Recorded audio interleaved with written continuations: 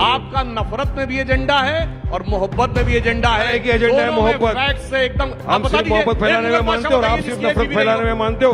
आप मुझे बताओ 10 साल में आपने मोहब्बत फैलाई है नफरत? 10 साल में क्या फैलाया मोदी ने? सिर्फ नफरत नफरत नफरत। जवाब नफरत के सिवा कुछ नहीं फैलाया। एक मुगल बादशाह बताओ जिसकी एक बीबी रही हो, हरम में कोई औरत न रही हो, और आज भी ये 4 बीबी के साथ है, ये 4 बीबी के साथ है, और एक स्त्री के प्रति समर्पित निष्ठावान प्रेम के प्रतीक की शेरो शायरी क्या है, कॉपीराइट है। समझिए agenda. If he is saying that the reaction from the Muslim community was spontaneous, तो ये छत पे पत्थर कहां से आ गए? वो स्पॉन्टेनियस आ गए? मतलब वो कोई आसमान से यूं किया स्पॉन्टेनियस और आ गया? साहब, this is the proof. Otherwise मैं पूछना चाहता हूं, how come the bricks come on the roofs of the houses? That shows that this is an alibi that it is spontaneous. It has been well mastermind and planned. That's the things are coming in the investigation. Now coming to the provocative speech. Sir, if party like them are giving, it's like the devil is giving a sermon. 15 minute के लिए police हटा लो, सब देख लेंगे। ये secular song था, ये थोड़ी हेट स्पीच थोड़ी थी। 20 करोड़ 50-100 करोड़ पे भारी पड़ेगा, ये तो सेकुलरिज्म का सॉन्ग है, इसको कैसे हेट स्पीच कह सकते हैं? असदुद्दीन ओवैसी ने बोला था, जब मोदी पहाड़ पर चले जाएंगे और योगी मठ में चले जाएंगे, तुम्हें बचाने कौन आएगा? ये सब तो सेकुलरिज्म के सॉन्ग होते हैं, इनको हेट स्पीच थोड़ी कहते हैं। सरतन से जुदा, अरे ये तो सेकुलरिज्म का सॉन्ग है, इसको हेट स्पीच थोड़ी कहते हैं।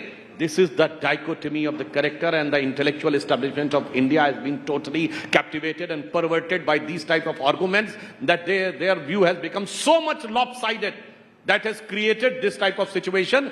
Otherwise, if a justifiable approach has been there, I think this type of discontent in the society and reactions in the society would not have been there. Okay. And one more thing. अभी जवाब दे रहा हूं आपको। आपने क्या बोला? पत्थर आसमान से टपके, जमीन से उगे। मैं पूछना चाहता हूँ सुधांशु जी, आपका पुलिस प्रशासन क्या कर रहा था? सर, एक पुलिस क्या कर रहा था? इंटेलिजेंस क्या कर रहा था? ये क्या पुलिस प्रशासन इंटेलिजेंस का फेलियर नहीं है? अगर इतने पत्थर जमा हो रहे, आप अपने आप को अपनी सरकार को गुनेगार नहीं ठहराओगे? मैं बताना चाहता हूं, ये कह रहे हैं कि बुलडोजर एक्शन, तो मैं फिर कह रहा हूं, यूपी में जितने बुलडोजर एक्शन हुए, एक डिमोलिशन को कोर्ट से गलत सिद्ध कर पाए? नहीं।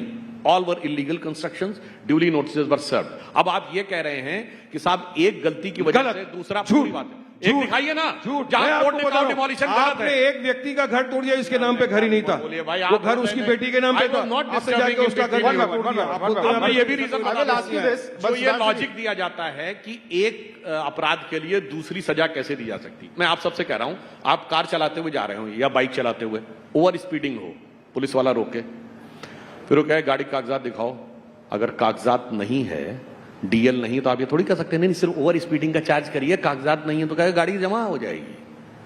कागजात नहीं है, registration is not there, then your vehicle is seized. You cannot say it is just the case of over speeding.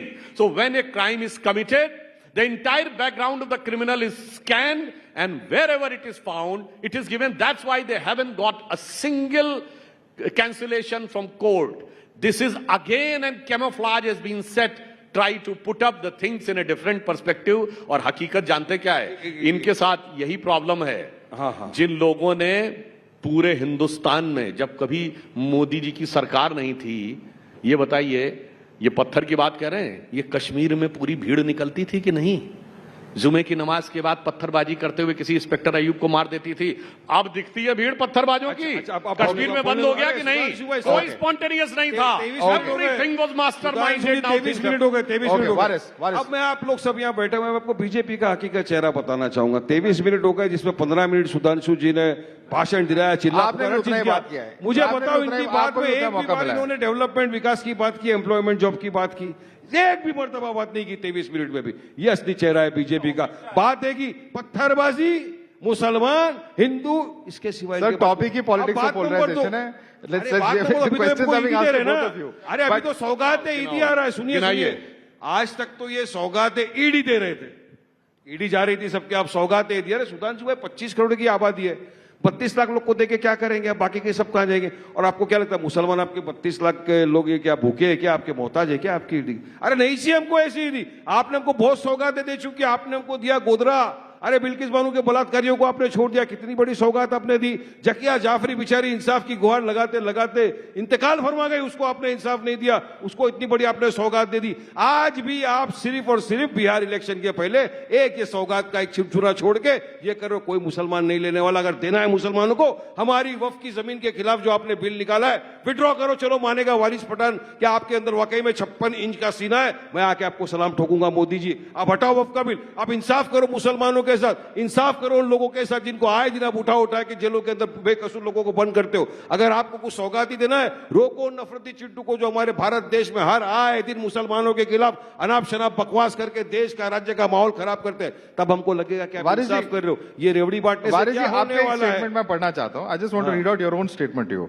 You have talked about, I am quoting you, today I met actor Akshay Khanna who portrayed the role of Aurangzeb in the movie Chhawa. Akshay is a wonderful person. If a Muslim actor had played the role of Aurangzeb, the situation might have been entirely different. What kind of comment is this? Yes, of course. Is this not polarizing? See, I met Akshay Khanna. We met. It was nice in talking.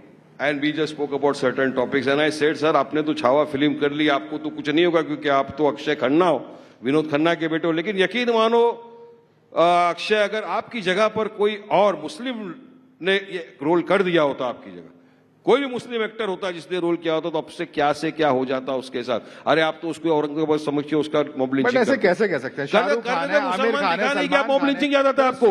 Train में आपको दाढ़ी टोपी वाला दिखा नहीं, mob lynching. रस्ते पे आपको दिखा मुसलमान, इसने कुछ भी बोला, मॉब लिंचिंग। गाय की तस्करी के नाम पे झूठी बेबुनियाद मॉब लिंचिंग। अरे कहां तक देश को ले जाएंगे? हलाल हराम औरंगजेब इसी के ऊपर पूरे देश को आप खत्म कर दोगे। You have to be responsible in your commentary, sir. You have to be responsible in your commentary also, both you and your leader, because this is the kind of statement that can evoke some strong reactions. But you want to respond to that? अब मैं बताना चाहता हूं, सुनिए, अब मैं बताना चाहता हूं फिल्मों में एजेंडा क्या चलता था। ये कह रहे हैं चलो एट्रोसिटीज वाली फिल्म अलग, मैं मोहब्बत की फिल्मों की बात कर रहा हूं। From the age generation of our grandparents to present जो फिल्में बनी है मोहब्बत की, उसमें क्या है? सलीम अनारकली, जोधा अकबर, शाहजहां नूरजहां, यही सब है ना। लैला मजनू। आई चैलेंज कि एक मुगल बादशाह बताइए इसकी एक बीबी रही हो। दर्जन दर्जन भर ऑफिशियल बीबियां, हरम में 200 300 औरतें और एक स्त्री के प्रति समर्पित निष्ठावान प्रेम के प्रतीक सिर्फ मुगल नजर आए। ये है एजेंडा, ये है एजेंडा। वो अकबर, इसलिए मैं बताना चाहता हूं आपका नफरत में भी एजेंडा है और मोहब्बत में भी एजेंडा है। एक एजेंडा है मोहब्बत से एकदम। हम सिर्फ मोहब्बत फैलाने में मानते हो और आप सिर्फ नफरत फैलाने में मानते हो। आप मुझे बताओ 10 साल में आपने मोहब्बत फैलाई है नफरत? 10 साल में क्या फैलाया मोदी ने? सिर्फ नफरत नफरत नफरत। जवाब के सिवा कुछ नहीं फैलाया। एक मुगल बादशाह बताओ जिसकी एक बीबी रही हो, हरम में कोई औरत न रही हो। मगर सारा सलीम अनारकली, जोधा अकबर, शाहजहां नूरजहां, यही है एजेंडा दिमाग में बनाया गया है। और आज भी ये 4 बीवी के साथ है, ये 4 बीवी के साथ है और एक स्त्री के प्रति समर्पित निष्ठावान प्रेम की प्रतीक की शेरो शायरी इनकी एक एक्सक्लूसिव कॉपीराइट है। समझिए एजेंडा, समझिए एजेंडा आप अच्छी तरीके से। आप सुनिए, अब मैं बताता हूं कि किसी भी तरह देश में नफरत फैलाना है, पोलराइज करना है। अब जवाब दे दीजिए। आप सुनिए, इन्होंने कहा डेवलपमेंट की खाली बात की और फिर धीरे से हट गए। अब मैं बताना चाहता हूं, एक दौर था जब भारत की ग्रोथ रेट 2% रहती थी, 1.8 और 2% in the decade of 80s। जो लोग यहां होंगे सबको पता होगा उसका क्या कह के मजाक उड़ाया जाता था कि इंडिया कभी 2% से आगे तो ग्रो ही नहीं कर सकता। अच्छा, रेट ऑफ इन्फ्लेशन कितनी रहती थी? 10%, 12%, 15%, 16%। तो उसे कहा जाता था ये 2% तो हिंदू ग्रोथ रेट है।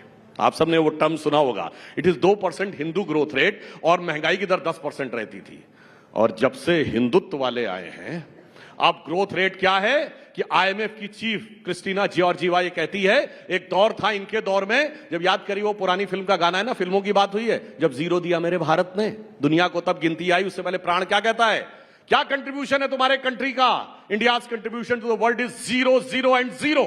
उसके बाद गाना शुरू होता है। ये इंदिरा गांधी के जमाने की फिल्म है। और अब क्रिस्टीना जॉर्जिवा आईएमएफ की चीफ कहती है India maximum it is going to be 15%। India is going to be the growth engine in the global world. क्या बात कर रहे हैं?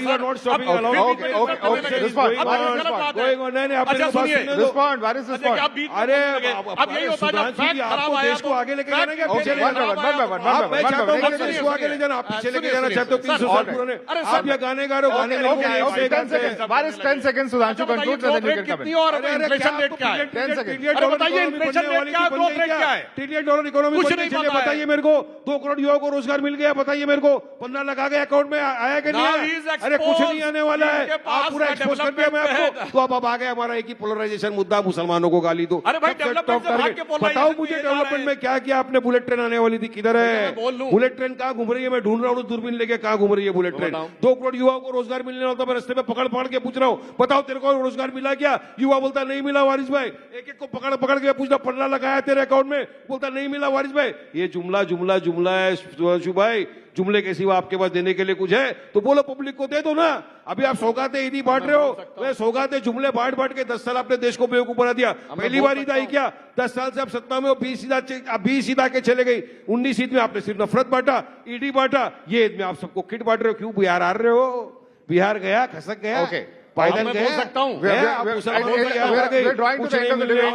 Waris Pathan, we're drawing to the end of the debate. अब मैं उम्मीद करता हूँ जैसे मैंने शांति से सुना है वैसे आप सुनेंगे, आप डिस्टर्ब नहीं करेंगे, बीच में नहीं बोलेंगे। अब मैं बोलता हूँ, इन्होंने कहा 20 साल हैदराबाद में आज तक एक दिन के लिए हमारी हुकूमत नहीं रही है। सिर्फ हैदराबाद से वो बातें क्यों आती हैं कि मुस्लिम बच्चियां 8-8, 9-9, 10-10 साल की बेच दी जाती हैं, मिडिल ईस्ट में लोग चले जाते हैं, आप ही लोगों की हुकूमत है वहां।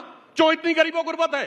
हैदराबाद के तो निजाम थे, निजामुल मुल्क थे, हुक्मराने वक्त थे, पैसा बह रहा था। क्यों इस मुकाम तक पहुंच गए? एक दिन बीजेपी की सरकार नहीं रही है।